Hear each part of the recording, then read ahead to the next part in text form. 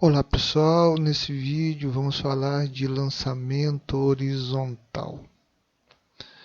Observa que nos dois movimentos em questão aqui, a gente tem um movimento, ó, observa no caso no desenho da esquerda, ou melhor, no videozinho da esquerda aqui, ó, dá para ver bem, a gente tem um movimento da horizontal, ó, e o movimento da vertical. Tá? É óbvio que isso acontece também quando o objeto é abandonado. Ele tem um movimento horizontal e um movimento vertical. Ou seja, eu tenho aqui um movimento composto de dois movimentos. Um movimento, no caso, horizontal, que se eu desprezar a influência do ar, ele vai ser um movimento uniforme. E o movimento da vertical, também desprezando a influência do ar, vai ser um MUV, para ser mais exato, uma queda livre. Então, observa que esse movimento composto aqui, que é o lançamento horizontal, ele é composto de dois movimentos que vocês já conhecem. O movimento uniforme e o movimento uniformemente variado, para ser mais exato, a queda livre, que também vocês conhecem. Então não tem novidade nisso aqui não.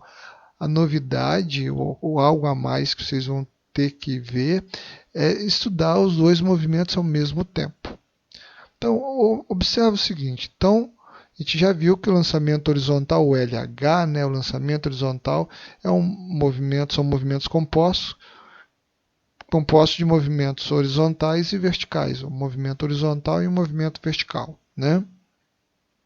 Agora, presta atenção no que é extremamente importante. Esse aqui que vai fazer a diferença para vocês.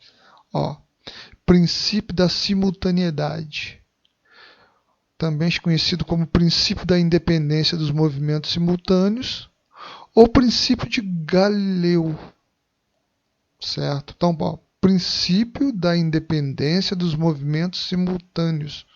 Olha, o movimento horizontal e vertical aqui, nos dois casos, no primeiro ou no segundo aqui, eles não são simultâneos,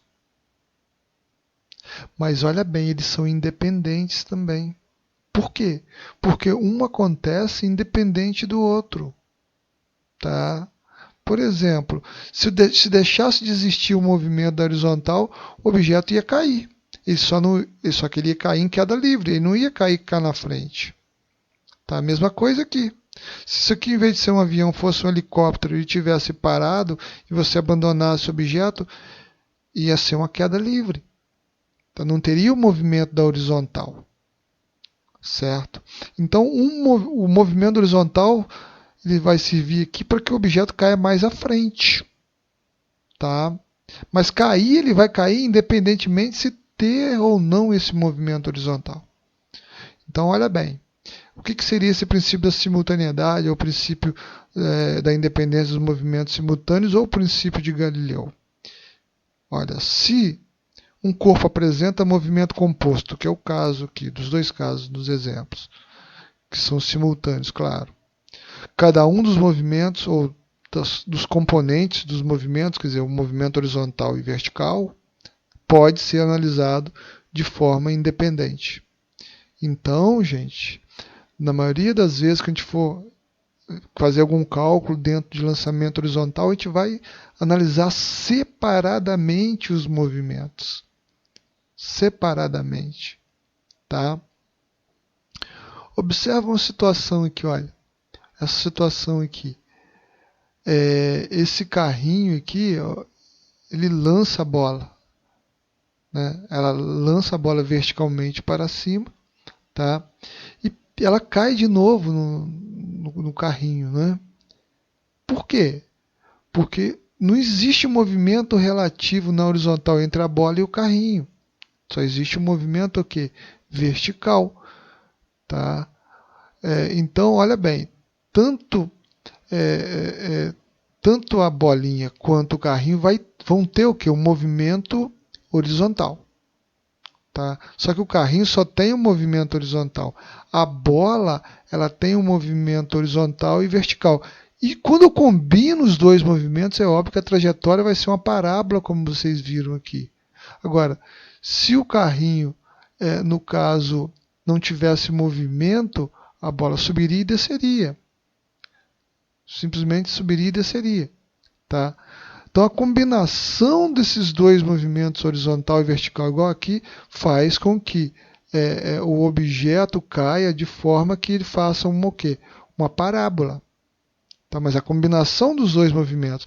Mas eu posso estudar o movimento separadamente.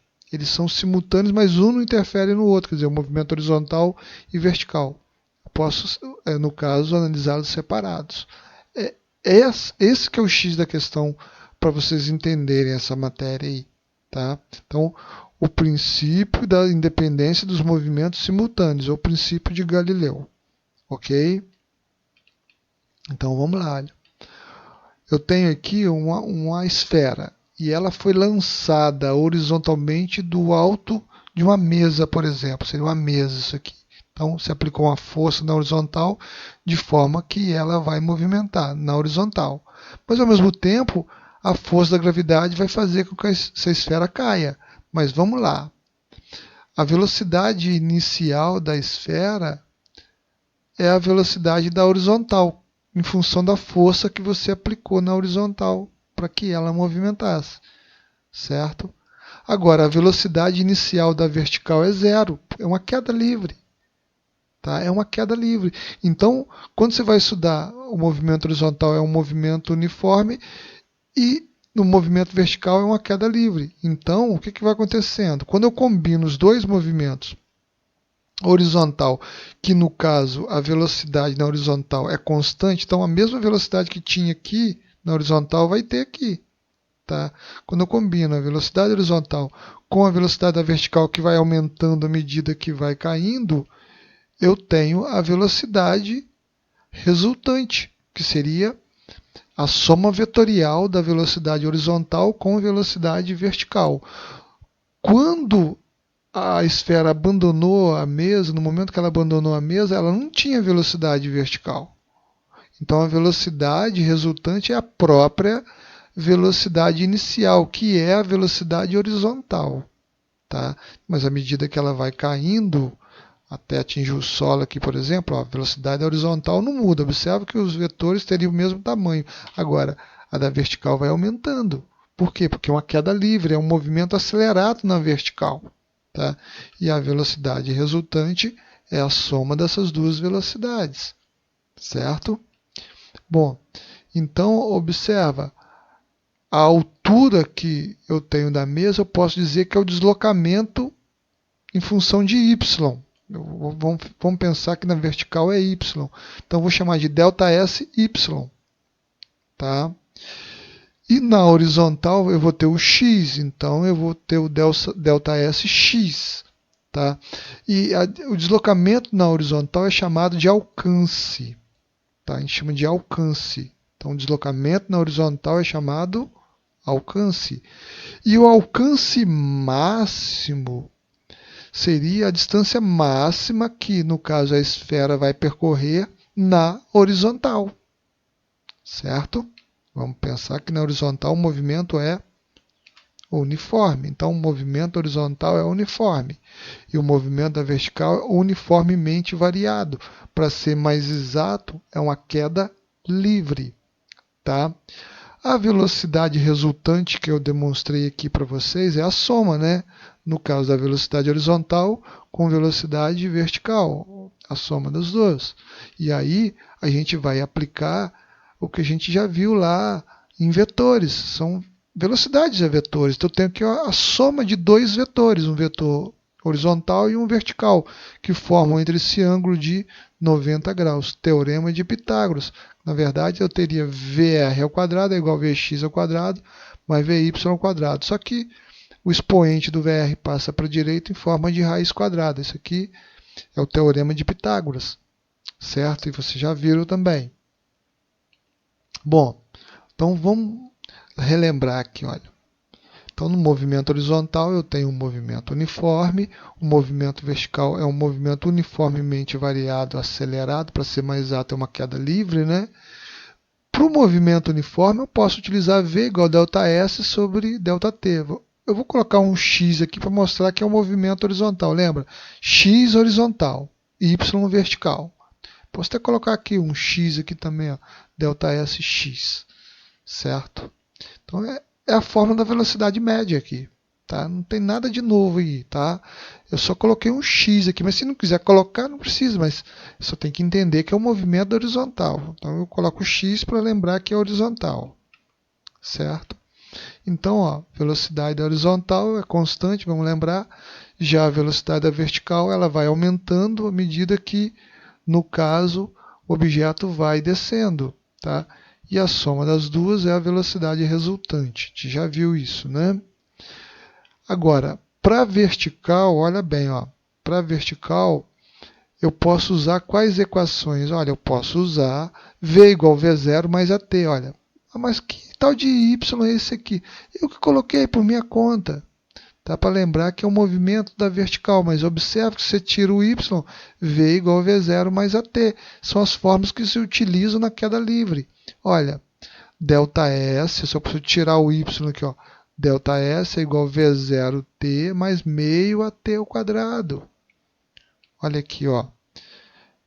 Se eu tirar o y, vai ficar, ó, V ao quadrado, V0 ao quadrado, mais 2 vezes A vezes ΔS. Olha.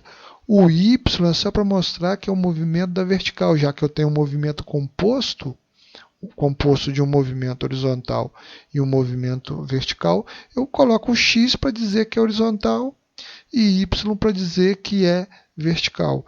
E eu posso também utilizar a fórmula do tempo de queda, tá, gente? Porque, no caso, para o movimento da vertical. Por quê? Porque é uma queda livre, tá? Então, olha, a questão do princípio da simultaneidade, do princípio de Galileu lá, né? Os movimentos são simultâneos, mas eu posso analisá-los de forma separada. O movimento horizontal e o movimento vertical, tá? Mais uma informação aqui é que o V0 é o V0x ou simplesmente Vx. Por quê? Porque na horizontal a velocidade não muda, o módulo da velocidade não muda. Então o Vx é o V0x, que é o V0, tá? Já o V0y é zero. Por quê? Porque é uma queda livre, tá?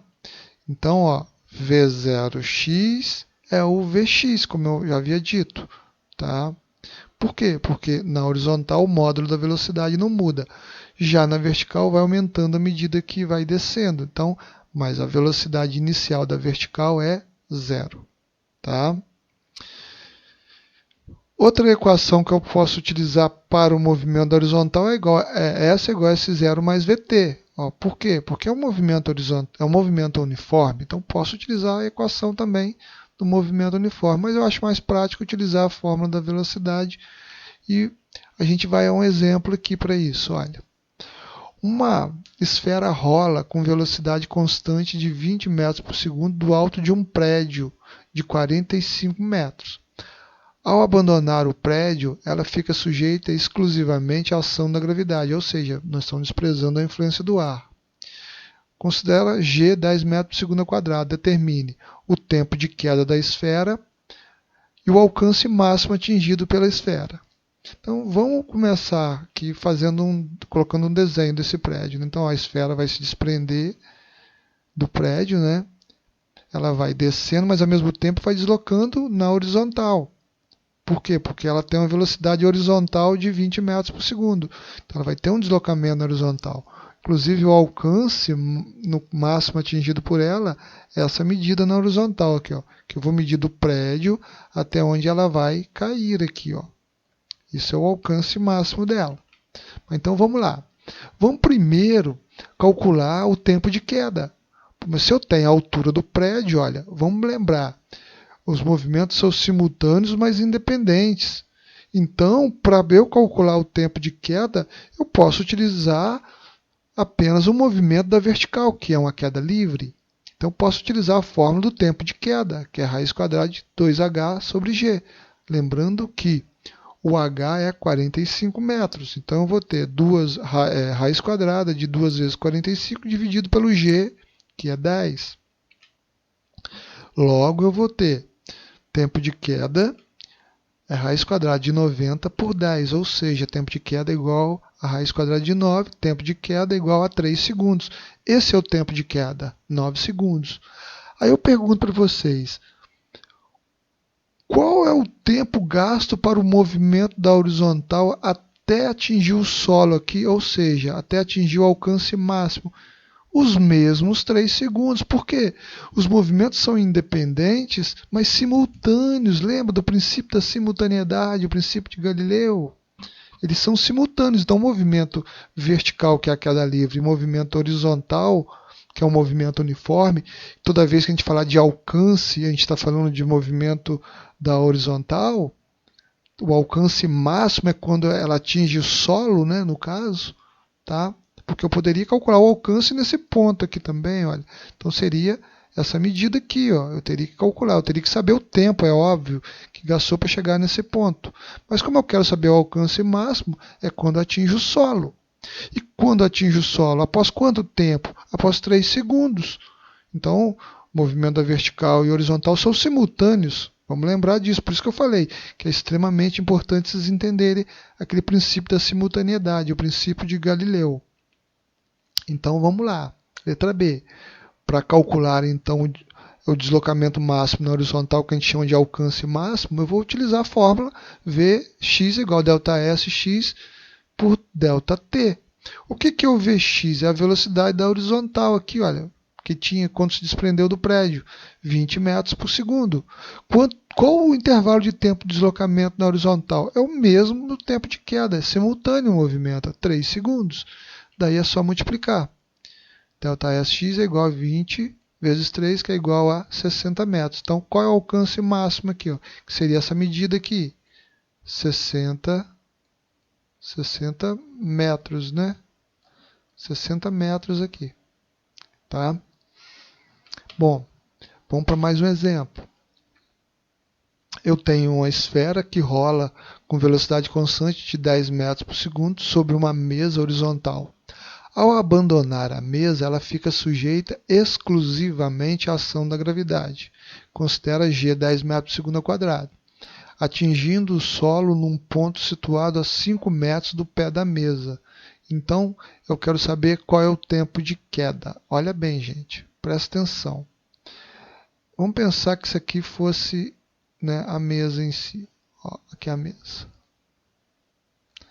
Então essa esfera vai se desprender da mesa e vai fazer um movimento, tal, uma parábola, né? Vai ser uma parábola, né? A trajetória dela em relação ao ponto fixo aqui é uma parábola, porque vai ter um movimento horizontal, né? E o movimento vertical, não é isso? Quando eu combino esses dois movimentos, faz com que o objeto, no caso a esfera, faça a curva, faça uma parábola. Então, olha bem, ela rola com velocidade de 10 metros por segundo, né? Ao abandonar, a mesa fica exclusivamente sujeita à força da gravidade, mas ela cai a um ponto situado a 5 metros da mesa. Então, olha bem, ó, essa medida aqui, ó, essa medida é 5 metros. Essa medida aqui é 5 metros. Então, aqui está a mesa, né? Aqui está a mesa, ó. Aqui está a mesa. Então, essa medida aqui é 5 metros. Então, eu sei qual foi o deslocamento na horizontal dela. 5 metros. Eu sei qual é a velocidade da horizontal dela. 10 metros por segundo. Então, se eu usar a equação para o movimento da horizontal, eu posso calcular o tempo gasto no trajeto. Esse tempo não é o tempo de queda? Porque o tempo que gasta no deslocamento da horizontal não é o mesmo tempo que gasta na queda? É óbvio que sim. É questão da simultaneidade. Tá? Os movimentos são independentes, mas são simultâneos. E aí a gente substitui aqui então, olha. Qual é a velocidade da horizontal? É 10. Qual o deslocamento na horizontal? 5 metros. E qual é o intervalo de tempo? É o que eu vou determinar. Então eu vou ter 5 dividido por 10, 0,5 metros. É o tempo gasto no deslocamento da horizontal. Mas é o mesmo tempo gasto na queda. Os movimentos são simultâneos. Ok? Letra B. A altura da mesa em relação ao solo. Olha, se eu sei que o tempo gasto no deslocamento da horizontal é 0,5, o tempo de queda também 0,5, a gente já respondeu isso na letra A, eu posso utilizar a fórmula do tempo de queda. O tempo de queda é igual a raiz quadrada de 2h sobre g. E aí eu pego essa raiz, passa para o lado esquerdo da igualdade em forma de expoente 2. E qual é o tempo de queda? 0,5? Então vai ser 0,5 ao quadrado. Lembra, ó, raiz, operação inversa da radiciação, potenciação. Então essa raiz passa para o lado esquerdo da igualdade em forma de expoente 2. Então 0,5 ao quadrado é igual a 2 vezes h dividido por 10. Então eu vou ter 2 vezes h, que vai ser igual a 0,5 ao quadrado, 0,25 vezes 10. Então eu vou ter 2h, né, que vai ser igual, melhor dizendo, 2h é igual a 0,25 vezes 10, né? Mas aí que eu repeti aqui, na verdade. Então h vai ser igual a 0,25 vezes 10 dá 2,5 dividido por 2. Logo, h é igual a 1,25 metros. Então a altura da mesa, 1,25 metros. Letra C. O módulo da velocidade da esfera ao chegar ao solo. Então, olha bem, gente. Eu quero saber o que seria a velocidade resultante, tá? Então, eu preciso saber qual é a velocidade da horizontal e qual é a velocidade da vertical quando ela atinge o solo. E somar essas duas velocidades. Mas vamos pensar que a gente está falando de vetores, tá? Vetores que formam entre si ângulos de 90 graus. Ok? Bom, a velocidade horizontal eu já tenho, que é 10 metros por segundo, essa não muda. Então eu tenho que calcular qual é a velocidade da vertical. Vamos lembrar que a velocidade inicial da vertical é 0, a aceleração da gravidade é 10 e o tempo gasto na queda é 0,5. Então, olha, a velocidade da vertical é 5 metros por segundo. E daí eu vou somar os dois vetores. Vamos lembrar que eu vou utilizar aqui o teorema de Pitágoras. Por quê? Porque quando atinge o solo aqui, olha, eu vou ter a velocidade da vertical e a velocidade da horizontal. Então, quando eu vou somar, eu estou somando vetores que formam entre si ângulo de 90 graus. Teorema de Pitágoras, então.